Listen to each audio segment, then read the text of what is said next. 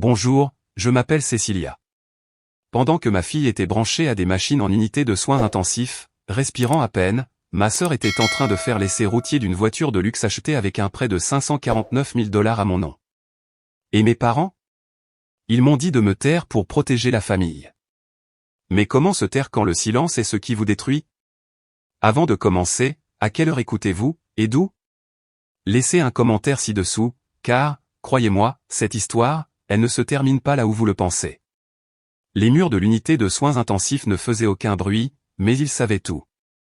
J'étais assise sur la chaise dans le coin à côté du lit de Saria, la même que je n'avais pas quittée depuis 3 jours. Le bas de mon dos me faisait mal, et le vinyle rêche collait à ma blouse d'infirmière là où ma sueur avait séché puis refroidi. Les bips réguliers et mécaniques du moniteur cardiaque étaient le seul rythme auquel je me fiais désormais. Son visage était immobile. Ses cils ne frémissaient pas. Le léger pouls de l'oxygène sifflait à travers la canule, et les machines bipaient comme si elles mesuraient ma patience, et pas seulement ses signes vitaux. Ma fille luttait contre une complication auto-immune rare qui avait frappé comme la foudre, sortie de nulle part. Elle était passée de se plaindre de vertige un vendredi à être transportée d'urgence en unité de soins intensifs le dimanche soir. Et nous y voilà. Mardi? Peut-être mercredi? Je n'en étais plus sûr. Le café de la cafétéria n'avait pas aidé. J'étais trop fatigué pour me souvenir de ce que le temps signifiait. Je n'avais pas quitté son chevet, pas une seule fois.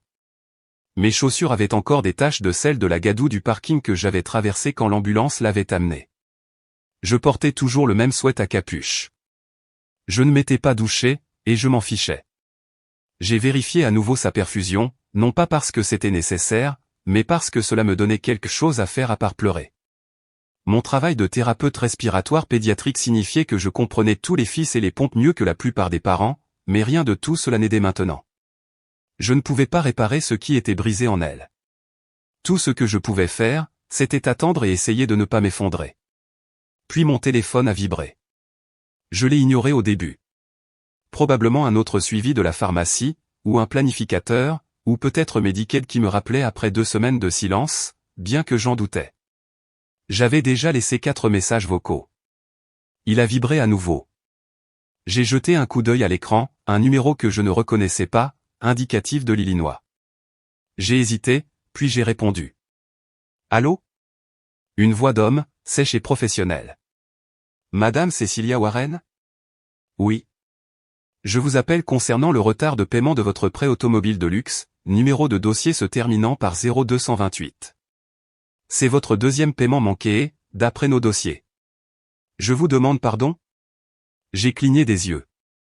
Vous êtes répertorié comme l'emprunteur principal sur un prêt daté du 8 février, totalisant 549 000 $, obtenu par l'intermédiaire de Platinum Auto Direct à Oak Brook, Illinois. Ma bouche s'est ouverte, mais aucun son n'en est sorti. Vous êtes actuellement en retard de paiement et... Je n'ai même pas, je conduis une Camry de 2012, les jeux interrompus, mi-riant, mi-étouffant. Ce doit être une erreur. Je comprends que cela puisse vous surprendre, a-t-il poursuivi d'un ton suave, mais le contrat a été finalisé avec votre signature et une pièce d'identité vérifiée. L'adresse indiquée sur la demande est. Il a lu l'adresse, celle de ma sœur, Mélissa. Soudain, je n'étais plus dans l'unité de soins intensifs. Je tournoyais dans une soufflerie. Ma peau est devenue froide. La chaise sous moi est devenue sans importance. Les murs se sont dissous. Êtes-vous en train de dire, ai-je chuchoté, que ce prêt a été contracté à mon nom? Oui, madame. Le premier paiement a été effectué. Le 2e et le 3e sont maintenant en souffrance. Nous avons envoyé 2 avis. J'ai raccroché avant qu'il ait fini. Je suis restée assise, très immobile. Le moniteur bipait. Je me suis tourné vers Saria. Sa petite poitrine se soulevait, s'abaissait, se soulevait, s'abaissait. Toujours là. Toujours en train de se battre. J'ai déverrouillé mon téléphone avec des doigts tremblants, ouvert mon application bancaire. Je ne m'attendais pas à grand-chose, mes comptes étaient généralement assez qu'après les factures, mais ce que j'ai vu m'a serré la gorge. C'était là, un petit retrait d'un compte que je n'avais pas touché depuis des mois. Pas assez gros pour déclencher une alarme, juste assez pour tester si je le remarquerais. Je ne l'avais pas remarqué. Jusqu'à maintenant. Ma sœur, Mélissa, avait les clés de chez moi. Elle avait aidé à garder Saria. Elle connaissait ma date de naissance, mon numéro de sécurité sociale. Elle m'avait une fois persuadé de co-signer son bail quand elle avait rompu avec ce type à Saint-Charles, en disant « Tu es la seule qui m'ait jamais aidé, Audie. Personne d'autre ne l'a jamais fait. » Je me souviens avoir pleuré quand elle a dit ça. J'avais l'impression de compter. Maintenant, je me sentais juste stupide. Je ne l'ai pas appelée. Je n'ai pas appelé mes parents non plus.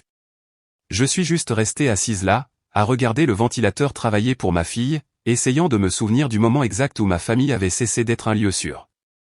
Avait-ce toujours été comme ça? Étais-je simplement passé à côté? L'infirmière est entrée discrètement pour vérifier les signes vitaux. Elle m'a offert un sourire chaleureux, a ajusté la ligne de perfusion. J'ai hoché la tête sans parler, mes mains jointes sur mes genoux comme si elles appartenaient à quelqu'un d'autre. Je n'ai parlé à personne de l'appel téléphonique. Mais cette nuit-là, quand la lumière fluorescente du couloir à l'extérieur de notre chambre s'est tamisée pour le service de minuit, j'ai sorti mon téléphone et j'ai commencé à faire défiler mes courriels, puis mes fichiers, puis tous les dossiers financiers que j'avais. Mélissa avait fait une erreur. Elle avait laissé une trace, et j'allais la suivre. Le matin, le couloir devant l'unité de soins intensifs sentait le café trop infusé et le désinfectant de qualité hospitalière. Je suis resté jusqu'au changement de service de l'infirmière, puis j'ai embrassé la main de Saria et lui ai dit que je serais de retour dans quelques heures. Je ne pouvais pas expliquer pourquoi je devais partir, même pas à moi-même, mais quelque chose en moi avait fait tilt. J'ai conduit jusqu'à la maison sans musique, sans autre son que le roulement des pneus usés de ma Camry sur le bitume fissuré. La ville se réveillait encore, mais dans mon esprit, les choses étaient déjà en feu. Je n'étais pas retourné à mon appartement depuis près de 4 jours. Dès que je suis entré, l'air m'a semblé étrange, comme si le temps s'était arrêté sans moi. Il y avait encore un sac de bananes qui brunissait sur le comptoir et un torchon en boule dans l'évier. Je ne me suis pas donné la peine de nettoyer. Je suis allé directement au placard à linge dans le couloir, j'ai attrapé le coffre-fort ignifuge rangé sous une vieille couette, et je l'ai posé sur la table de la cuisine. Acte de naissance, vérifié. Carte de sécurité sociale, toujours là. Procuration pour les soins de Saria, pas bougé. J'ai feuilleté les dossiers. Tout était à sa place. Mais mon cœur battait la chamade. Quelque chose n'allait pas. J'ai ouvert la petite clé USB intitulée Travail et Doc et j'ai cliqué sur les fichiers. Il en manquait un, le fichier de signature numérisé que j'avais créé au début de la pandémie pour les formulaires numériques des ressources humaines, les demandes de Medicaid, quelques dossiers de patients lorsque je travaillais à domicile. Je n'en avais pas eu besoin depuis un moment. Disparu. Et d'un seul coup, mon estomac s'est noué. Mélissa. Elle m'avait emprunté mon ordinateur portable une fois, juste une fois, disant que son téléphone était mort et qu'elle devait se connecter à son portail d'assurance. C'était il y a peut-être 8 mois. Elle avait apporté du café, était restée dans ma cuisine pendant près de 20 minutes pendant que je terminais une formation sur Zoom dans la chambre. Je n'y avais pas prêté attention. Pourquoi l'aurais-je fait? Je me suis assise à la table, soudain incertaine si le sol sous moi était encore solide. J'ai pris mon téléphone et j'ai rappelé la société de prêt. La première personne que j'ai eue à essayer de se débarrasser de moi. J'ai insisté, calmement mais fermement, pour parler à quelqu'un du service de la documentation. Après 3 transferts et 15 minutes de musique d'ascenseur, une femme nommée Carlène a accepté de m'envoyer une copie numérique de la demande signée. Il faudra une journée pour le récupérer, a-t-elle dit. Nous l'enverrons par courriel à l'adresse indiquée dans le dossier. S'il vous plaît, assurez-vous que cela me parvienne à moi, ai-je dit, la voix tendue. Je surveillerai. J'ai passé le reste de la journée dans un brouillard. De retour à l'hôpital, je me suis assise près du lit de Saria, faisant semblant de lire tandis que mes pensées tourbillonnaient dans toutes les directions. Les machines qui bipaient et les contrôles de routine me semblaient lointains, comme si j'étais sous l'eau. Je revoyais le visage de Mélissa à Noël dernier, quand elle était sortie sur le porche avec 2 verres de vin et s'était penchée vers moi avec ce petit sourire suffisant. Tu n'utilises même pas ton crédit, Audie. Il ne sert à rien. Honnêtement, c'est un peu du gâchis avec toi. Elle l'avait dit comme une blague, comme tout ce qu'elle disait qui piquait juste un peu trop. À l'époque, j'en avais ri. Je le faisais toujours. C'était la jolie, celle qui savait pleurer devant nos parents pour obtenir ce qu'elle voulait. Et moi?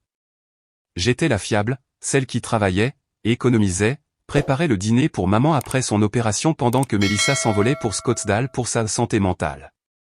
Le temps que je retourne à mon appartement le lendemain soir, le document était arrivé. J'ai ouvert le courriel et cliqué sur la pièce jointe. C'était là, mon nom, mon adresse, mon numéro de sécurité sociale, la marque et le modèle d'une voiture dont je n'avais jamais entendu parler, quelque chose d'allemand, élégant, plus d'un demi-million. Et en bas, ma signature. Sauf que ce n'était pas la mienne. C'était une imitation presque parfaite, assez proche pour tromper un premier regard, mais la façon dont le Y se courbait mal à la fin, la pression des boucles. Je connaissais ma propre écriture comme je connaissais les schémas respiratoires de ma fille. Ce n'était pas moi. Je l'ai transféré à Maya, une amie de premier cycle devenue avocate pour petites entreprises à Evanston. Elle était directe et brillante et ne perdait pas de temps en bavardage quand il y avait quelque chose à disséquer. 15 minutes plus tard, elle a répondu « C'est une falsification, sans aucun doute. Quiconque a signé ça a imité ton style, mais ils se sont trompés sur la pression et la courbe, surtout au niveau des traits de base. Tu dois porter plainte immédiatement. » Je fixais l'écran. Mes doigts ne bougeaient pas. Ma poitrine s'est serrée. Et puis est venue la deuxième pièce jointe, les documents justificatifs utilisés pour l'approbation du prêt. La pièce d'identité utilisée. Mon permis de conduire. Mais pas celui que je portais maintenant. C'était la version expirée que j'avais jetée dans la poubelle de la cuisine après l'avoir renouvelée 6 mois auparavant. Je pouvais encore le visualiser, les bords cornés, glissés dans une enveloppe usagée sous l'évier. Mélissa était là cette semaine-là, elle avait apporté du lait d'amande et une barquette de fraises, m'avait dit que mon salon sentait les céréales de la veille. Elle était restée assez longtemps pour aider avec les courses pendant que je terminais une session de saisie pour le travail. 20 minutes seule dans ma cuisine. C'est tout ce qu'il avait fallu. Quand je me suis levé, arpentant la pièce, le cœur battant maintenant non pas de choc mais de quelque chose de plus froid, la clarté. Elle avait accès à ma maison, à mes documents, à mon ordinateur portable, à ma confiance. Elle les a tous utilisés. Je me suis assise à mon bureau. La pièce semblait différente maintenant, comme si elle appartenait à quelqu'un d'autre. J'ai ouvert un nouveau dossier et je l'ai intitulé « Preuve ». J'ai commencé à tout sauvegarder, capture d'écran, courriel, copie de documents. Personne d'autre n'y avait accès. Ça devait être Mélissa.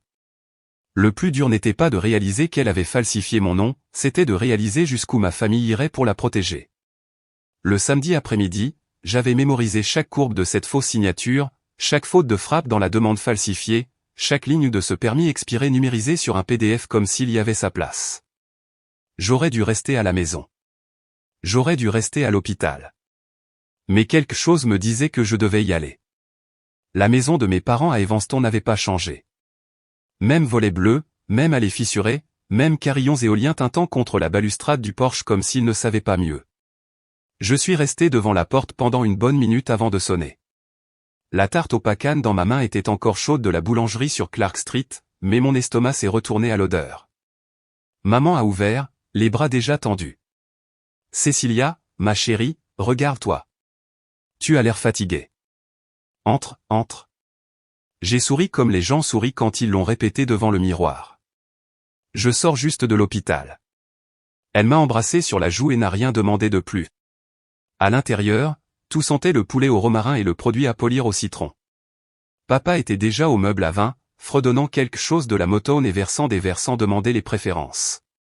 Il m'en a tendu un avec un léger hochement de tête et a dit « Contente que tu sois venue. » J'allais demander où était Mélissa quand nous l'avons entendu, le crissement du gravier dans l'allée. Je me suis tourné vers la fenêtre de devant. Elle était là.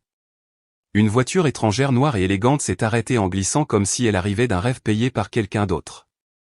Elle ressemblait exactement à celle des documents du prêt parce que c'était elle. Mon nom avait acheté cette voiture. Mélissa est sortie du côté conducteur avec des lunettes de soleil surdimensionnées et un trench coat couleur camel. Ses cheveux étaient bouclés comme si elle sortait d'un tournage de publicité. Brian la suivait, faisant tourner les clés de la voiture autour de son doigt comme s'il venait de gagner quelque chose. « Belle voiture, hein ?» a dit Mélissa avec un clin d'œil en montant sur le Porsche. Cadeau d'anniversaire en avance. Le leasing est bien plus logique de nos jours. Je n'ai pas bougé. Je n'ai pas cligné des yeux. J'ai juste regardé la voiture, essayant d'imaginer le moment où elle l'a choisi, s'est assise chez le concessionnaire, a utilisé mes informations, a signé de mon nom. Au dîner, nous nous sommes assis aux places habituelles. Papa a dit les grâces. Le poulet était moelleux, la purée de pommes de terre était beurrée, et l'air était un poison. Mélissa a parlé de certains influenceurs qu'elle a rencontrés par l'un de ses clients. Brian n'arrêtait pas de faire des commentaires sur la spéculation immobilière et les revenus passifs. Mon frère, Jérémia, s'est vanté de sa nouvelle promotion à la compagnie d'assurance, et maman a fait circuler un album de photos d'enfance comme si nous étions à une réunion, pas assis dans une zone de guerre. Personne n'a mentionné la voiture. Pas jusqu'à ce que maman dise finalement, nous sommes si fiers de Mélissa. Elle s'est vraiment épanouie dernièrement. Entre sa clientèle et la nouvelle start-up de Brian, il s'en sort incroyablement bien. C'en était trop. J'ai posé ma fourchette. Comment vous êtes-vous payé cette voiture? La pièce est devenue silencieuse. Une fourchette tombée aurait résonné. Mélissa a penché la tête comme si elle ne m'avait pas entendu. Quoi? La voiture, ai-je répété, en gardant ma voix plate. Celle avec laquelle vous êtes arrivé. Comment vous l'êtes-vous payé? Ses yeux ont bougé, à peine. Puis le sourire est venu. Oh, ma chérie, tu n'as pas à t'inquiéter pour nous. Nous récoltons enfin les fruits de tout notre travail acharné. Ma mère a tendu la main sur la table et a doucement touché mon poignet. Ses yeux disaient, pas maintenant. Pas ici. Mon père s'est raclé la gorge et s'est lancé dans une histoire sans rapport sur un litige de clôture d'un voisin. Personne ne m'a regardé. C'est à ce moment-là que ça m'a frappé comme une gifle, il savait. Ils ne connaissaient peut-être pas tous les détails, mais ils en savaient assez pour détourner le regard, assez pour ne rien dire. J'ai traversé le reste du dîner en pilote automatique. Ma part de tarte est restée intacte. J'ai souri au bon moment, hoché la tête quand c'était nécessaire. J'ai laissé Mélissa parler. Je l'ai laissé vivre dans l'éclat de son mensonge. Mais je n'ai plus regardé la voiture. Je suis parti dès que le dessert a été terminé, m'excusant avec une fausse nouvelle de l'hôpital. Ma mère m'a à nouveau serré dans ses bras. Mon père a juste dit, conduis prudemment. Cette nuit-là, vers 22h17, j'ai reçu le texto. C'était de mon père. Ne gâche pas la paix, Cécilia. Laisse tomber. La famille d'abord. J'ai fixé l'écran pendant un long moment, plus longtemps que je n'aurais dû.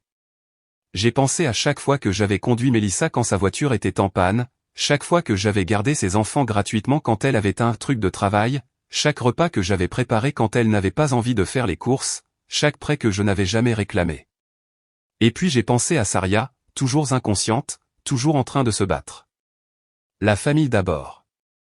J'ai fermé le texto, je l'ai supprimé et j'ai ouvert le dossier intitulé Preuve. C'est à ce moment-là que j'ai réalisé que j'étais la seule à me battre pour la vérité. Le dimanche matin s'est transformé en après-midi alors que j'étais assise au chevet de Saria, observant la lente et mesurée montée et descente de sa poitrine. Le bip rythmé du moniteur était devenu un bruit de fond, plus alarmant mais pas réconfortant non plus. Les infirmières m'ont dit que ses signes vitaux s'amélioraient. C'est bien, a chuchoté l'une d'elles en me serrant l'épaule. Elle se stabilise. J'ai hoché la tête mais n'ai pas répondu. Mon corps était dans cette pièce, mais mon esprit était ailleurs, dans un endroit plus sombre. Pendant que Saria dormait, j'ai sorti mon ordinateur portable et ouvert le dossier que j'avais commencé la nuit précédente. Je l'ai intitulé en majuscule « Fraude Mélissa ».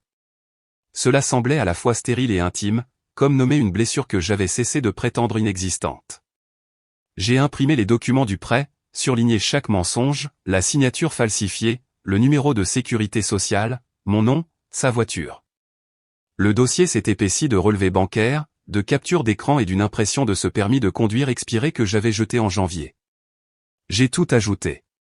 S'ils voulaient une chronologie, je leur en donnerais une. S'ils voulaient des reçus, je les avais. Le mercredi, j'étais de retour chez mes parents à Evanston. Je leur ai dit que j'avais imprimé de nouvelles photos de Saria, quelque chose de sympa à mettre sur le frigo. Ma mère a souri comme si je lui avais apporté un bouquet. Papa était dans le jardin, taillant les hortensias près de la clôture. Maman pliait des serviettes dans le salon, fredonnant pour elle-même, une brise chaude entrant par la fenêtre ouverte. Le bourdonnement du sèche-linge se mêlait au doux vrombissement du ventilateur de plafond. J'ai attendu le bon moment. Maman, ai-je dit en posant l'enveloppe de photos sur la table basse. Quand est-ce que tu as su? Elle s'est arrêtée au milieu d'un pli, les mains agrippant une serviette. Elle ne s'était pas encore assise. Ses épaules se sont raidies avant que sa voix ne baisse, plus douce, plus petite que je ne l'avais entendue depuis des années. Il y a quelques semaines, a-t-elle dit. Mélissa est passée. Elle pleurait. Elle a dit qu'elle était dans une situation difficile, qu'elle avait juste besoin d'aide pour obtenir une approbation pour conclure une affaire.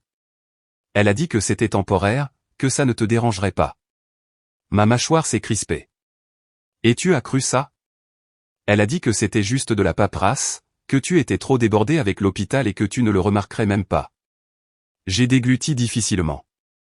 Donc tu n'as jamais pensé à m'appeler? À me le demander directement? Ses mains tremblaient légèrement en posant la serviette. Nous ne voulions pas t'inquiéter pendant que Saria était malade. Avant que je puisse dire un autre mot, papa est entré du patio, s'essuyant les mains sur un chiffon. Qu'est-ce qui se passe? Elle savait, ai-je dit, les yeux toujours sur ma mère. Vous saviez tous les deux. Il a soupiré. Cécilia, ce n'est qu'une voiture. Nous ne pensions pas que ça prendrait de telles proportions.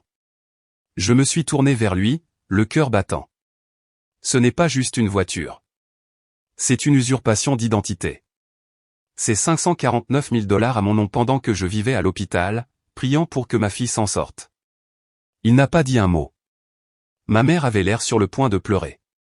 Nous ne voulions pas prendre parti. J'ai reculé, stupéfaite. Vous l'avez déjà fait. Le silence qui a suivi était abyssal.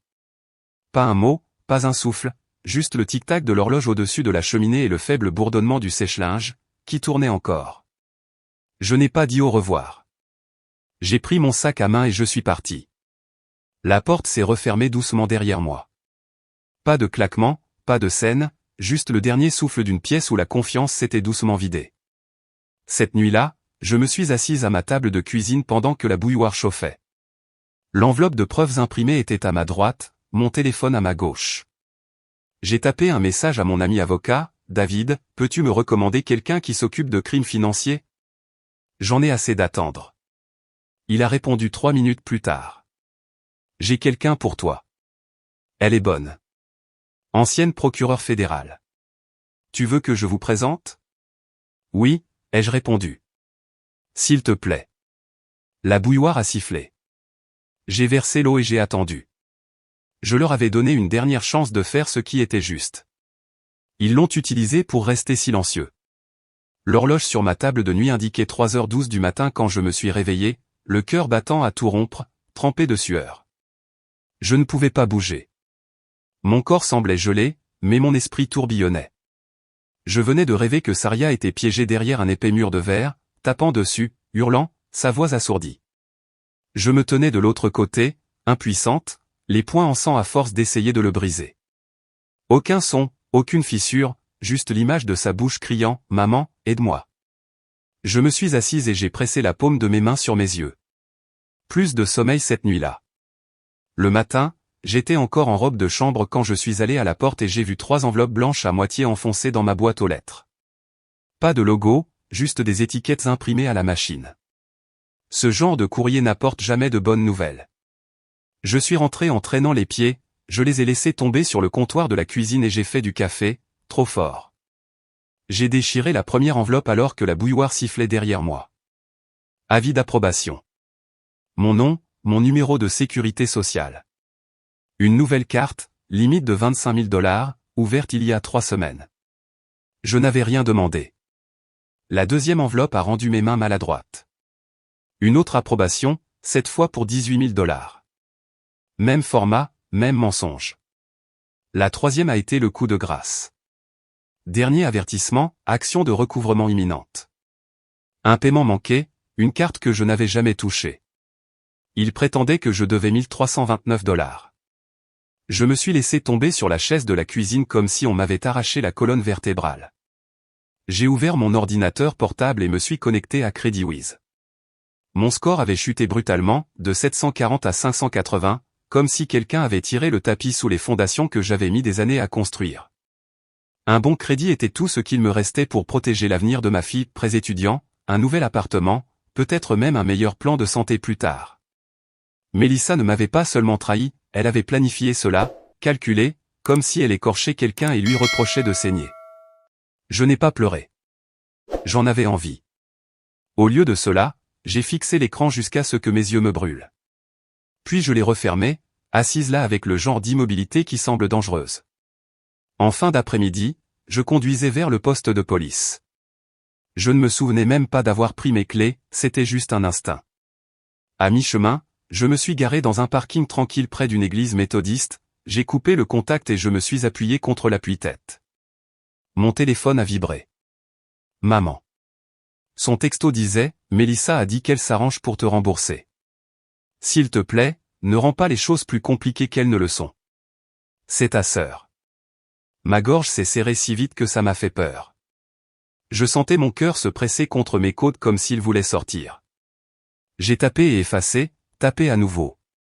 Si elle voulait arranger les choses, elle aurait dit la vérité. J'ai appuyé sur envoyer. Puis je suis resté assise là, à regarder les gens entrer et sortir de l'église, certains se tenant la main, d'autres se dépêchant pour éviter la pluie qui arrivait. Aucun d'eux ne ressemblait à des gens portant la trahison dans leur poitrine. J'ai ouvert Google. Comment déposer une plainte pour usurpation d'identité en Illinois? Le premier lien était celui de la FTC. J'ai cliqué, j'ai tout lu, j'ai pris des notes, j'ai sauvegardé la page. Mais je n'ai rien déposé ce jour-là. J'ai fermé l'onglet. Parce que même si je savais que Mélissa était allée trop loin, même si je sentais les bleus qu'elle avait laissés sur ma confiance, je n'avais toujours pas fini. Pas encore. Je voulais la regarder dans les yeux quand je le dirais, tu m'as ruiné. Je voulais que nos parents l'entendent aussi. Cette nuit-là, pendant que Saria dormait et que la maison était calme, j'ai envoyé un texto au groupe de discussion familiale, juste nous 5. Pouvons-nous dîner ce vendredi? Juste nous, sans les conjoints. J'ai besoin de parler. Papa a répondu avec un pouce levé. Maman a envoyé un cœur. Mélissa a seulement dit, d'accord. J'ai fixé sa réponse pendant un long moment. Pas oui, pas non, juste ce seul mot. Je savais dans quoi je m'engageais. Mais je n'allais plus rester silencieuse. Le jour du dîner, je suis arrivé en avance. J'avais choisi un restaurant tranquille niché sur Central Street à Evanston, à quelques pâtés de maison de l'hôpital. Le genre d'endroit où le cliquetis découvert est doux et les banquettes sont bien cachées derrière le bar semi-privé, confortable et anonyme. C'était le seul type de terrain sur lequel je pouvais me tenir, neutre. Je me suis assise dans la banquette du coin arrière, face à l'entrée. J'avais besoin de voir leur visage en entrant, de lire le changement dans leurs expressions avant même que les mots ne commencent. Maman et papa sont arrivés les premiers, 10 minutes en avance, tous deux sur leur 31. Maman dans sa blouse lavande repassée et ses perles qu'elle portait pour les grandes occasions, et papa dans une veste qu'il n'avait pas boutonnée, tenant le cou avec un sourire nerveux. Ils avaient l'air pleins d'espoir, trop pleins d'espoir, comme des gens qui pensent que tout peut être balayé sous le tapis s'ils sourient assez fort. Ils m'ont serré dans leurs bras comme si de rien n'était, ont demandé des nouvelles de Saria. J'ai répondu poliment, suis resté superficiel. Je n'étais pas là pour échanger des amabilités. Mélissa est arrivée avec 10 minutes de retard, bien sûr. Elle portait un trench coat crème sur une combinaison noire ajustée, des lèvres rouges comme une ponctuation, et des lunettes de soleil poussées sur sa tête comme une présentatrice de télévision sortant d'un segment. Elle s'est glissée dans la banquette à côté de maman comme si la pièce lui appartenait. Pas de Brian, Dieu merci. Nous avons commandé. Les banalités ont trébuché autour de la table, la météo, la circulation, les nouvelles habituelles sur les signes vitaux de Saria. Maman souriait trop, et papa n'arrêtait pas de plier et de déplier sa serviette. Je n'ai pas touché mon verre. Une fois que le serveur a débarrassé les assiettes d'apéritif, j'ai sorti un mince dossier manie de mon sac. Je l'ai posé sur la table sans un bruit. Les yeux de Mélissa ont jeté un coup d'œil vers le bas, puis se sont relevés, son visage indéchiffrable. J'ai signalé la fraude, ai-je dit, d'une voix égale. J'ai contacté un conseiller financier. Je suis au courant pour les cartes de crédit et la voiture. Mélissa a eu un petit rire haletant, pas assez fort pour attirer l'attention, juste assez pour condescendre. Oh, Audie, a-t-elle dit, comme si elle réconfortait un enfant. Tu en fais toute une histoire alors que ce n'est vraiment rien. J'essayais de t'aider. M'aider, ai-je répété. Tu étais en train de te noyer. Les factures, mère célibataire, travaillant à temps partiel. Je me suis dit que si j'ouvrais quelques trucs à ton nom de grosses lignes, des limites élevées, ça augmenterait ton crédit. Tu ne sais pas comment ces choses fonctionnent, mais moi si. Elle parlait comme si elle expliquait la mode à un bambin, calme, mesurée, arrogante. Je n'ai pas bronché. Tu as ouvert un prêt d'un demi-million de dollars et maximisé 2 cartes de crédit à mon nom pendant que ma fille était sur un lit d'hôpital. J'ai dit que je le rembourserais. La voix de maman s'est élevée, douce et tendue. Peut-être que ce n'est pas l'endroit. Pouvons-nous s'il vous plaît? Je veux qu'on parle en famille, ai-je interrompu. Papa s'est agité sur son siège, le ton lourd. Nous n'essayons pas de prendre parti, ma chérie. Mélissa a fait une erreur, mais ça, le rendre légal, ce n'est pas ce que les familles font. Mélissa s'est penchée en avant, posant ses avant-bras sur la table. Tu as toujours joué la victime, mais tu as eu la vie plus facile que tu ne le penses, Audie. Tu n'as pas d'hypothèque. Tu n'as pas d'employé à payer. Tu n'as pas de pression. Je l'ai regardé fixement, la mâchoire serrée. Tu penses qu'être seul avec un enfant malade et vivre de paix en paix est facile? Elle a haussé les épaules. Comparé à la gestion d'une entreprise, oui. Et ne fais pas comme si tu n'avais jamais eu besoin d'aide. Je t'ai aidé. Ce n'est pas parce que je n'ai pas demandé d'abord que ce n'était pas bon pour toi. Tu m'as volé, puis tu as essayé de l'emballer dans un joli paquet et de l'appeler de la charité. Son expression s'est durcie. Si tu rends ça public, tu mettras la famille dans l'embarras. C'est tout ce que je dis. J'ai alors souri, un sourire crispé, le genre de sourire qui prévient des tremblements de terre sous les pieds. Ce n'est pas moi qui devrais être embarrassé. Je me suis levé, j'ai fait glisser le dossier sur la table vers elle. Papa a appelé mon nom. Maman a tendu la main comme si elle allait saisir la mienne. Je ne me suis pas arrêté. Je suis sorti dans l'air froid d'Evanston, mon manteau déboutonné et mes mains tremblantes. Mais ma colonne vertébrale? Ma colonne vertébrale était d'acier. Il ne s'agissait plus de paix. Il s'agissait de vérité. Le lendemain matin du dîner, je me suis réveillé avant le lever du soleil. Il n'y avait pas de vague spectaculaire de résolution, pas de playlist de motivation en arrière-plan. Juste le silence, le genre de silence qui s'installe dans vos os après une tempête. Je me suis habillé d'un jean et d'un pull gris, j'ai attaché mes cheveux en arrière et j'ai de nouveau glissé le dossier Mani dans mon sac. À 7h40, j'étais assise au poste de police de Skokie, les mains jointes fermement sur mes genoux. La salle d'attente était presque vide. Une femme avec un bambin à côté d'elle feuilletait un livre de coloriage usé tandis qu'un homme plus âgé arpentait lentement près des distributeurs automatiques. L'horloge au mur faisait plus de bruit que nécessaire. Le détective Maher a appelé mon nom à 8h03 précise. Il n'a pas souri, mais sa voix était calme. Madame Cecilia? Je l'ai suivi dans un couloir au mur gris et à la moquette encore plus grise. Son bureau était simple, pas de photos de famille, pas de plaque, juste un bureau, un classeur et une seule tasse des Chicago Cubs à moitié remplie de café. Il m'a fait signe de m'asseoir sur la chaise en face de lui. Prenez votre temps, a-t-il dit. Alors que je commençais, j'ai tout exposé, lentement, calmement. Le prêt automobile, la signature falsifiée, les cartes de crédit, les textos, les documents. La nuit où j'ai réalisé que c'était Mélissa. Le silence de mes parents. Le dossier était ouvert entre nous comme une blessure, chaque page une autre coupure. Il a écouté sans interrompre, son expression a à peine changé, mais je pouvais dire qu'il suivait tout. Quand j'ai finalement expiré, il a hoché la tête une fois. Vous n'êtes pas la première, a-t-il dit. Mais vous seriez surprise du peu de gens qui vont jusqu'au bout, surtout quand c'est la famille. J'en ai fini de me taire. Il a fait glisser un formulaire vers moi et m'a tendu un stylo. J'ai signé mon nom. Mon vrai nom. Ma vraie signature. Ce soir-là, je suis retourné à l'hôpital. Saria était assise dans son lit, regardant des dessins animés sans le son. Sa couleur était revenue, et ses yeux me suivaient à travers la pièce. Je me suis assise sur le bord de son lit et j'ai embrassé le dos de sa main. Ça va, maman, a-t-elle murmuré. J'ai hoché la tête. Ça ira. À la fin de la semaine, j'ai reçu la confirmation, l'enquête était officiellement ouverte. Le détective a dit qu'ils avaient commencé à contacter les banques, les concessionnaires, les agences de crédit. On demandait à Mélissa et Brian de faire des déclarations. Pour une fois, quelque chose bougeait. Mais à chaque pas en avant, quelque chose de plus sombre suivait. Le premier appel est arrivé le dimanche après-midi.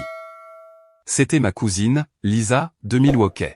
« Salut, Audie, je voulais te demander, est-ce que tu poursuis vraiment Mélissa parce qu'elle a acheté une plus belle voiture que toi ?» J'ai cligné des yeux. « Quoi ? C'est ce que ta mère a dit. Que tu as toujours été jalouse. Elle a dit que tu pensais que Mélissa se pavanait et que tu as craqué. » J'ai fixé le téléphone comme s'il m'avait brûlé. Ce n'est même pas proche de la vérité. Il y eut un silence sur la ligne, puis la voix de Lisa, basse. « Je pensais juste que tu devrais savoir ce qui se dit. » Tante Claire le dit. Oncle de Rurik ne répond même plus à mes textos à ce sujet. Après avoir raccroché, j'ai ouvert Facebook. Une poignée de parents m'avaient désabonné. Quelques autres m'avaient complètement retiré de leurs amis. J'ai cliqué sur le profil de Mélissa, même si je l'avais bloqué il y a des mois. Sa page était publique. Sa dernière publication disait « La famille, c'est s'entraider. » Certaines personnes préféreraient vous détruire plutôt que d'admettre qu'elles ont besoin d'aide. Triste. Les commentaires étaient remplis d'émojis cœur et de « Reste forte, ma belle et tu as toujours été si généreuse. » Généreuse. La femme qui avait ruiné mon score de crédit, me laissant me noyer dans les factures pendant que ma fille était inconsciente dans un lit d'hôpital, était généreuse. J'avais envie de crier. Au lieu de cela, je me suis assise à ma table de cuisine, l'ordinateur portable ouvert, le curseur clignotant dans une barre de statut vide. J'ai tapé, effacé, tapé à nouveau. J'ai rédigé un long message expliquant tout, date, chiffres, capture d'écran. Puis je l'ai effacé, parce que rien de tout cela n'importait aux gens qui avaient déjà choisi leur version de l'histoire. De l'autre côté de la pièce, Saria s'est agitée dans son sommeil. Elle a bougé sous sa couverture et a laissé échapper un souffle doux, son bras tombant doucement contre la barrière du lit. Elle était toujours là, toujours en train de guérir. Et je ne faisais pas ça pour ma fierté, ou par vengeance, ou à cause d'une fichue voiture. Je le faisais pour elle. Pour moi. Alors j'ai écrit une seule ligne, juste une. Quand la vérité ressemble à une trahison pour votre famille, peut-être que la famille était bâtie sur des mensonges. Je l'ai publié, puis j'ai éteint mon téléphone. Pas de hashtag, pas de marquage, pas de dispute. Juste la vérité, silencieuse mais lourde. Puis je me suis levé, j'ai repris le dossier et je suis retourné dans ma chambre. Parce que je n'avais pas fini. Pas encore. J'avais un dernier endroit où aller.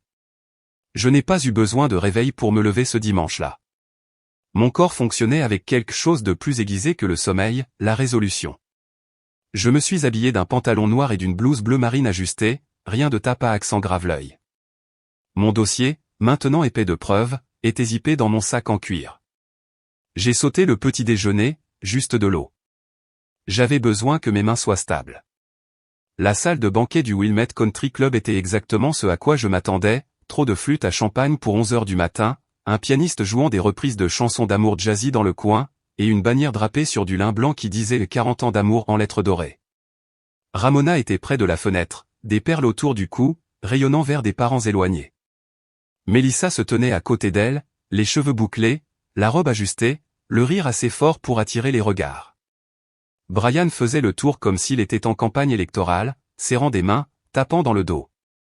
Mon père versait des mimosas dans de grandes flûtes, sa cravate légèrement de travers, comme toujours. Ils ne m'ont pas vu entrer. Je suis resté près de l'entrée un moment, balayant la pièce du regard. Aucune trace de Saria, bien sûr. J'avais demandé à ma voisine, Dana, de rester avec elle pendant quelques heures. Ce n'était pas un espace pour les enfants. C'était un espace pour le règlement de compte. J'ai traversé la pièce lentement, mes talons étouffés par l'épaisse moquette. Quand j'ai atteint la table principale, je me suis arrêté, je me suis raclé la gorge. Pas fort, mais assez. Le pianiste a hésité une demi-seconde. Les conversations ont diminué comme si quelqu'un avait baissé le volume de la pièce de moitié.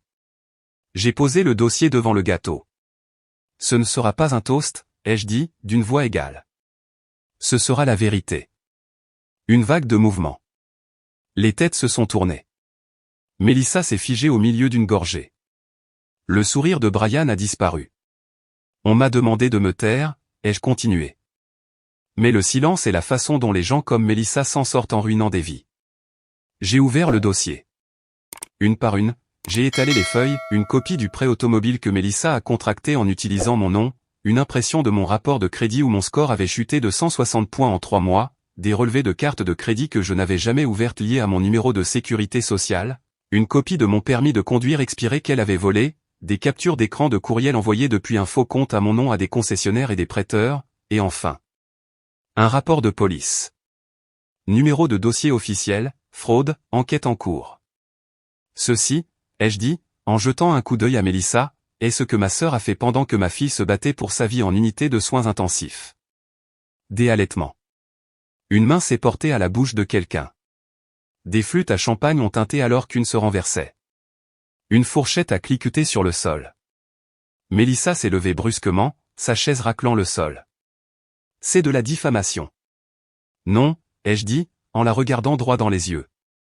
C'est de la fraude fédérale documentée. La voix de Ramona s'est élevée du coin de la table. Audie, arrête ça maintenant. Tu humilies tout le monde. Je me suis tourné vers elle.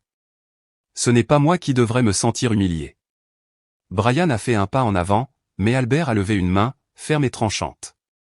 Laisse-la finir. Mélissa a croisé les bras. Tu joues toujours la victime, a-t-elle sifflé. Toute ta vie, tu penses que tu as eu la vie si dure. Tu n'avais pas d'hypothèque. Tu n'avais pas de famille à charge. J'avais une fille à l'hôpital, ai-je dit calmement. Et je devais comprendre pourquoi mon crédit disparaissait tout en payant l'équipement d'oxygène de ma poche. Mélissa a ri amèrement. Tu veux des applaudissements pour avoir survécu à ça? Non, ai-je répondu. Je veux une prise de responsabilité. Voilà. Le silence. Pas le genre gênant, le genre creux et plein qui remplit une pièce quand la vérité chasse tout l'air. J'ai regardé autour de la table, des visages avec lesquels j'avais grandi. Certains fixaient les documents. D'autres détournaient le regard. Mes derniers mots sont sortis calmes mais ancrés. Je voulais croire que cette famille valait la peine d'être protégée, mais j'ai réalisé maintenant que vous avez tous protégé Mélissa à mes dépens. Alors, je vais me protéger moi-même. Et juste comme ça, j'ai tourné les talons. Je n'ai pas attrapé les papiers, je ne me suis pas précipité. J'ai laissé le dossier ouvert, les preuves comme une traînée derrière moi. La pièce ne m'a pas poursuivi. Le pianiste n'a jamais repris. À la porte, j'ai fait une pause, non pas pour écouter, mais pour respirer. Et puis je suis sorti. 2 jours plus tard, le titre était en gras en haut du journal local, un couple DE la banlieue arrêté dans une affaire DE fraude familiale DE 500 000 $. Je n'en ai pas acheté d'exemplaires. Je n'en avais pas besoin. Le titre seul suffisait. Je l'ai lu une fois sur mon téléphone, puis j'ai retourné l'écran et j'ai laissé le silence remplir la pièce. Mélissa a été arrêtée ce matin-là, Brian aussi. Fraude électronique, usurpation d'identité, complot. Le détective Maher m'a appelé personnellement pour le confirmer. Ils sont en garde à vue, a-t-il dit. Le procureur est confiant. Vous avez tout fait correctement. Je n'ai pas répondu avec soulagement. Je n'ai pas applaudi.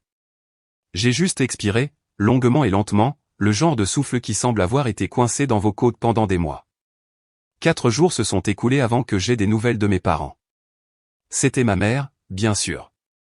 Ramona n'a jamais aimé le silence à moins qu'elle ne l'ait créé. Sa voix au téléphone était usée. Ton père, il a à peine parlé. Mélissa pleure sans arrêt. Elle dit qu'elle n'a jamais voulu te faire de mal. Je me suis assise sur le bord du lit, la lumière du soleil attrapant la poussière dans l'air. Ma fille dormait dans la chambre d'Accent grave côté.